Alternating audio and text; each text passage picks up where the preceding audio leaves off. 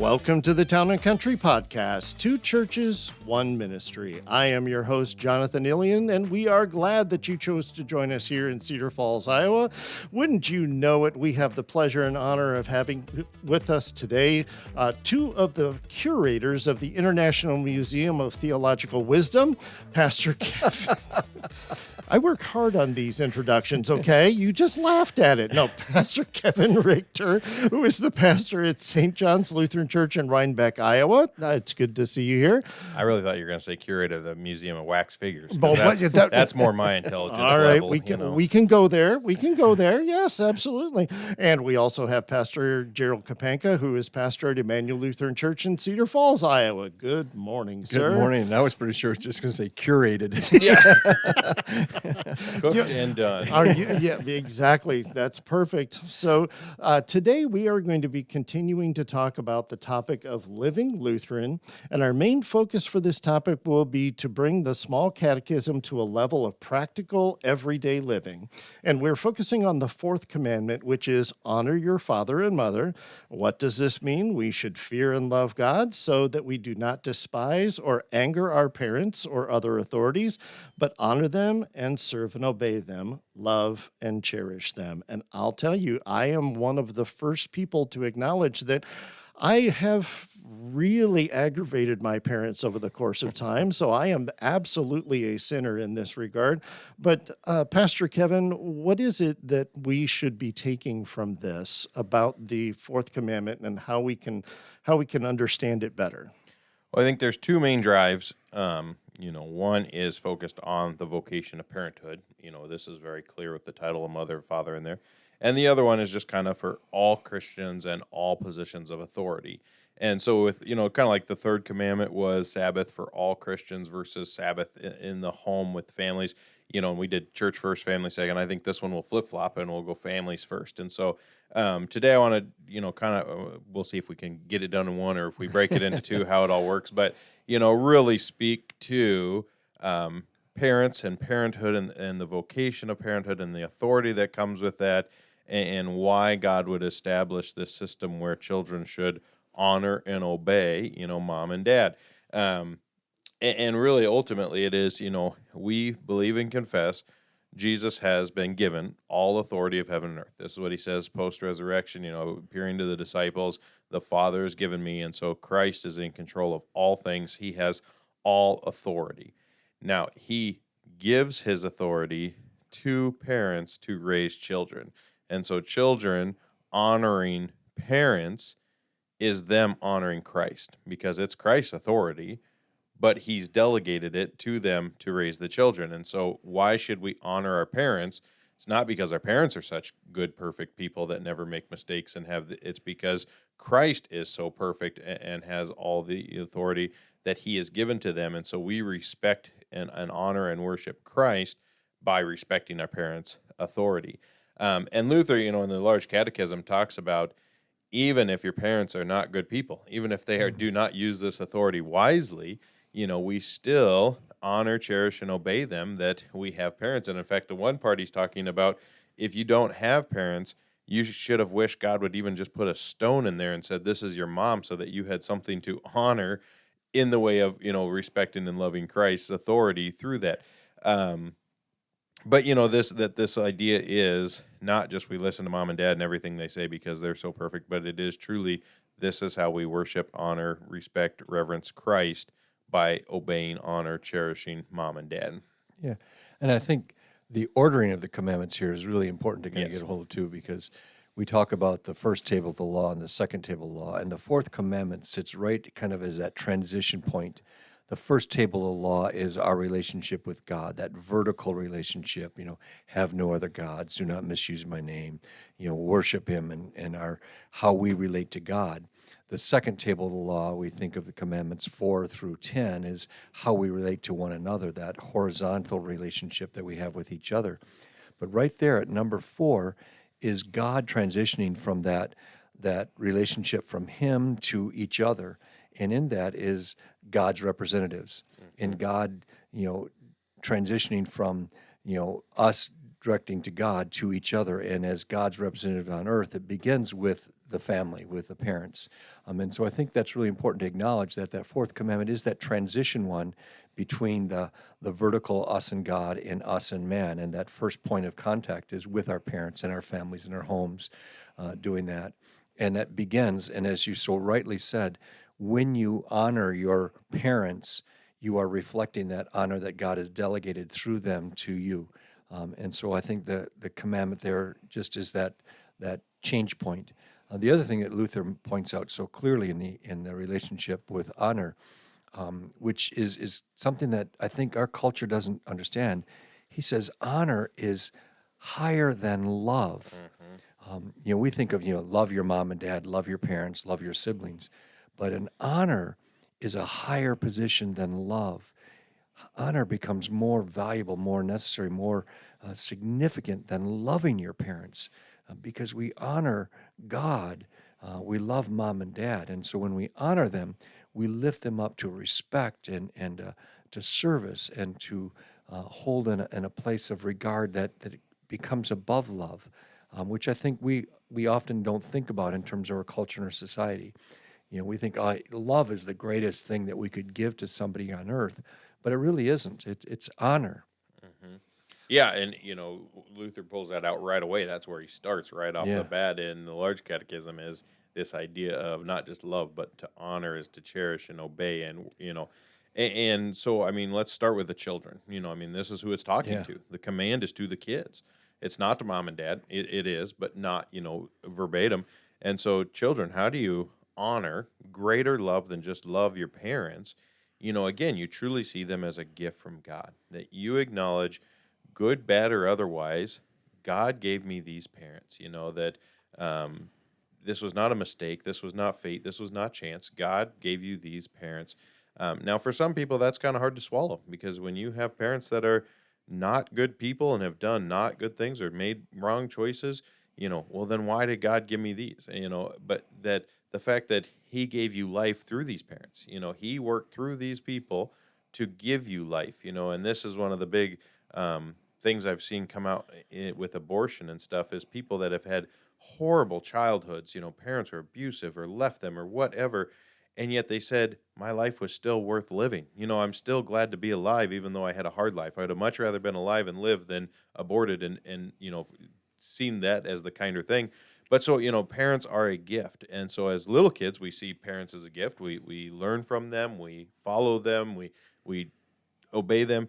But even into adulthood, as we become adults, Luther really puts a stress on, we always honor our parents, that as they grow older and frail, we take care of them. We don't just abandon them and forget them. So how is it that we can deal with, how can we still show that Christ-like love, that obedience to God's word, when we have friction with our parents? If, as a child, for me, I'm a grown man, and yet I may do things that my mom or dad do not want me to do. How is it that I'm able to honor them, but yet still do what I feel like I need to do? How do you resolve that? Well, I think like any, a relationship, you got to have communication, and I think this is the part where so many child-parent relationships break down, is there's just not honest communication. That, like, yes, mom or dad, you can give me advice, but I'm also going to share with you why I may not heed that advice, why I may choose something different. Let's have an honest conversation about that of, I know you have my best interest in mind and you truly believe you're being a good parent, but I also have my best interest in mind, and why I think this is the better, and have all the information. And that honest communication has to be there, because otherwise, if you just say, yeah, mom, and go do the other thing, then that's not honoring them. But also just to run your life however mom and dad dictate and tell you what to do is also not very honoring, because it's not very authentic and truthful to who you are and who God has made you. And so, And I think it's the way that you handle those differences of opinions, and you're not obligated after you've left the home and established your own family to follow the dictates of everything your parents say you, because indeed you are your own adult. But the way that you listen to your parents' advice or counsel, do you say, hey, Mom, I want to hear what you have to say. I want to hear, I may have a difference of opinion, but I respect your thoughts on this issue. And here's why, I think that maybe I'm going to go a different path, but I really appreciate your thoughts on this issue. And I'm glad that you gave those to me. And I'm going to take them into consideration as I evaluate, this choice. Or, you don't run my life, Mom, and I'm not going to listen to you. It's the way that you handle that communication. But you're so right. You have to have that conversation, and you have to do it in a way that shows that you do honor and respect their role as parents, as wise leaders in your life, and giving them that respect that's due them. Yeah, I mean, you still take what they say into consideration, but the whole point of Genesis is, you leave your mother and father and cleave to your new wife, or, even if you're not married, you just start your own new household as an adult. There's still a cleaving, leaving behind that I am the child and you're the parent, that relationship never ends, but it does look different. It morphs, it changes. And so how do you respect each other in that? And just the parallel to that, as parents, it's part of our role is to raise up our children to be responsible adults that will make their own independent decisions. So we also, as roles as parents, have an obligation to teach our children to make their own decisions, and it's not our job to run their lives once they've become mature adults. Now, we give counsel, advice, and we say, hey, I think maybe you need to reevaluate or think about this more deeply. But once they've made that decision, we need to support them also. So, I mean, it works both ways. So it's not just on the kids. So can I take it down just one more little bit of a rabbit hole? And you guys can tell me, hey, no, we're not gonna have time to talk about this. But this same type of comment about, it says in the what does this mean? We should fear and love God so that we do not despise or anger our parents and other authorities. How does that commandment deal with us, especially in the environment that we live in today, when there may be laws that you do not want to follow, or there may be things that are contrary to the Bible, and you fight to make those things?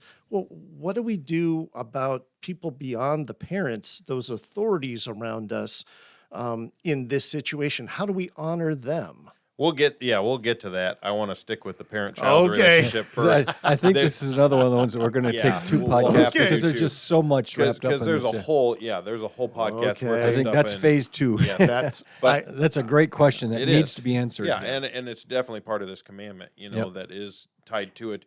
But I want to stick with, for children, and so I think part of our culture, looking at what is something that we actually deal with today, is aging parents. How do we take care of those? That it used to be in biblical times, they moved into your house, you took care of them, they became part of your family. And really, the roles, in a sense, are reversed, that, your parents who changed your diapers and dressed you and fed you as a child, now, if they're declining in health and age, you may be changing their diapers, changing their clothes, feeding them, And the idea is this is still honoring to them. This is not shameful. This is not disgraceful. It is, I would rather take care of you myself than dump you in some nursing home and expect somebody else to do it. Mm-hmm. Now, there are limitations in our world where if both people are working and, it's not safe for them to be home alone all day, there's situations where a nursing home may be the best option. And it's certainly a convenience that our world has embraced and bought into, that this is a place where you do have trained nurses and medical staff and food being prepared and all these things. But, really, in Titus, he talks about this, that the church should not be quick to step in and do what is the child's responsibility, that the family has this burden of taking care of each other. And my buddy did a whole presentation at Best Practices on how love comes with burdens, and it's a good thing. Family is meant to be a burden to you because it shows the loving relationship you have, that I love you so much, I'm willing to let you be a burden to me. And children are a burden to parents, right? Like, your life is stressed and revolves around them.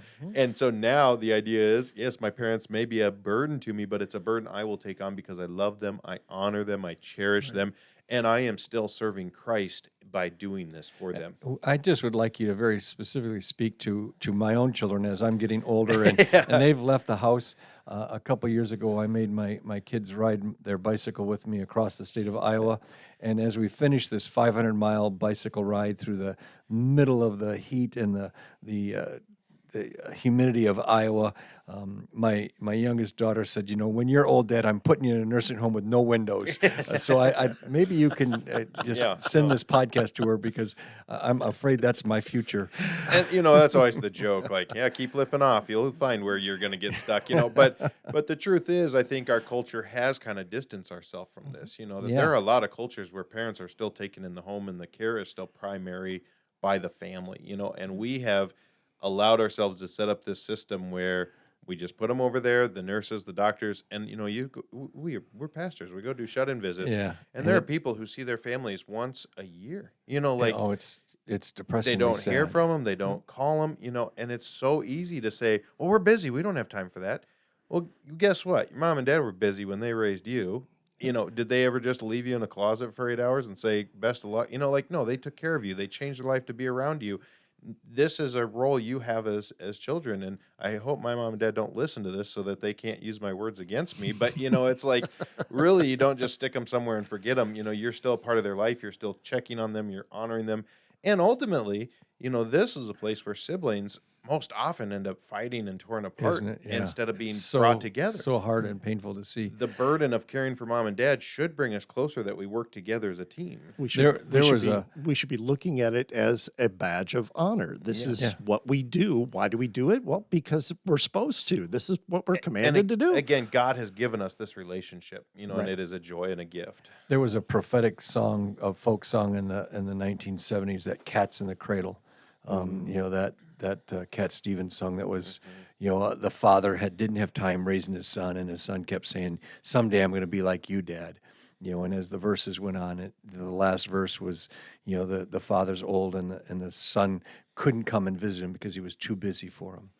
And we've really become that culture in a lot of ways, because, the stuff that we see in nursing home as pastors, where kids don't visit their parents, I just wonder how much of that is a reflection of the fact that we have created a culture where parents are so busy working, doing their own lives, that we don't take time to nurture our children when they're young, build those relationships that we've just established this as the pattern of what's expected. So I think it goes both ways. And it's modeled. As kids, what do we see? Parents taking care of us. The parents take care of kids. We did not necessarily witness parents taking care of their parents, that this was an expectation, But, like we were talking about in the Sabbath, raising the children in the Word, and this is one generation passing their faith on to the next generation. But ultimately, the whole point of this promise is that if the homes, individual home units, are doing what God has designed for them to do, the entire society benefits. And so, and this has been written about by the scholars in the history books. If you want to destroy a civilization, destroy the home. Yeah. And what are we seeing in our culture? Broken families, single parents, mixed family, the breaking of the mom, dad, and kids around a dinner table. We've seen sports where parents don't eat with their kids because they're eating in a car on the way to practice, and the busyness, just that go lifestyle. We're too busy. Well, we're too busy to teach our kids, and the church has played a problem in this too. This is what we talked about last time too, of, the expectation has become parents drop their kids off at church and church teaches them. Yep. So I, as a parent, don't have to teach them.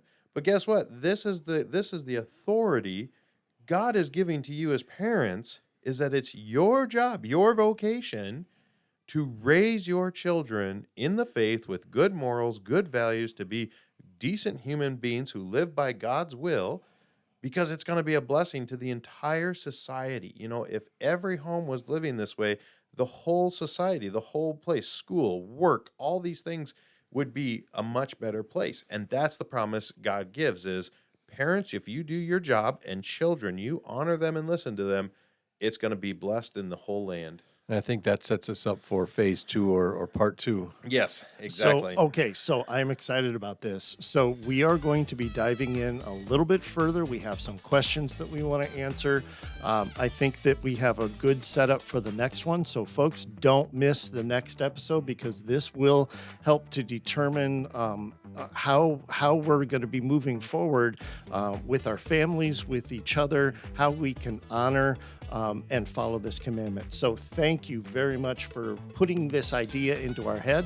I think we're ready for phase 2 here for the next one. So you guys are going to have to wait because the next one's coming. So very good. Thank you very much for joining us today. Special thanks goes out to our audio engineer for this podcast, Mr. Dave Kaler. Once again, you have made us sound so good, so we appreciate it. On behalf of Pastor Kevin and Pastor Kapanka, I am your host, Jonathan Ilian, and we invite you to come back next time as we bring you the next installment of the Town and Country Podcast. Thanks again and have a great week.